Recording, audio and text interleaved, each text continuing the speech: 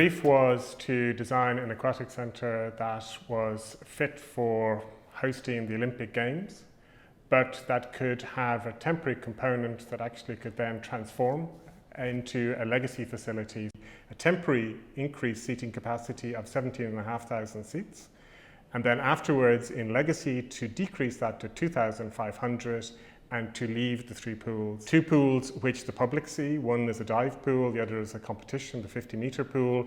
But there's also a training pool, there's also warm-up facilities, and all of this had to be contained on a site that's very narrow, quite long but narrow.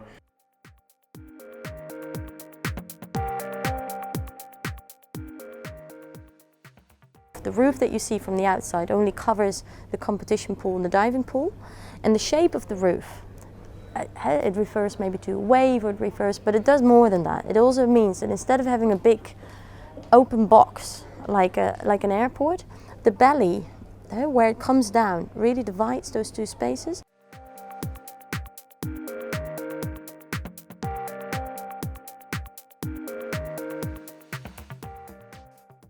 It's only touching down in 3 points, these 2 feet at the front and 1 large foot at the back. And it allows then a facade to be put in, which is allowing a lot of daylight into the pool hall.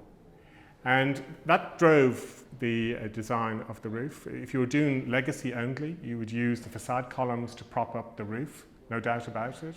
You might pick up in it that the columns that now support the glass facade don't touch the roof, because they don't need to. They don't need to hold up the roof. In fact, the roof needs to move by itself. And those columns are cantilevering off the podium. But for the layperson, what they get is all of that daylight. At the southern edge, there's a lot of plant equipment that only an architect would actually work out that it's in there, because it's underneath a living wall, a green wall. And there's a lot of landscaping that comes up along both sides of the external landscape or facades. On the interior, it continues with fair face concrete. Probably the best examples are the coffers in the training pool, something that people don't appreciate, that they're standing on top of as they come in from Stratford.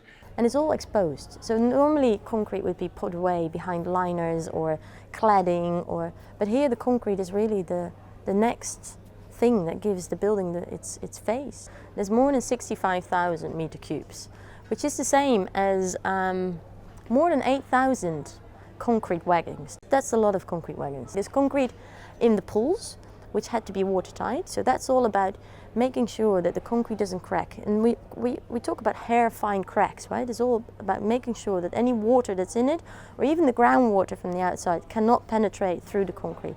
So that's the technical concrete. And then you've got the concrete in the plaza, and that's all about exposed concrete. So it's part of the architectural expression. And it's not just straight lines, it's all very curved. It's curved in 2 sides, of 2 ways. It's doubly curved concrete. And that means that it's not just complex in how you draw it, but it's complex in how you make it. And that means every little bit of formwork has to be bespoke, made to form that shape. Cherry on the cake must be the dive boards. Again, not clad with anything else, but they're the pure structural concrete. And the shape is what makes it Zaha special. The real legacy here is not only that the Olympics brought and left these types of facilities for East London, but it left them on a size that's manageable, but it's got a certain scale and generosity of spirit that you can feel when you use it, basically.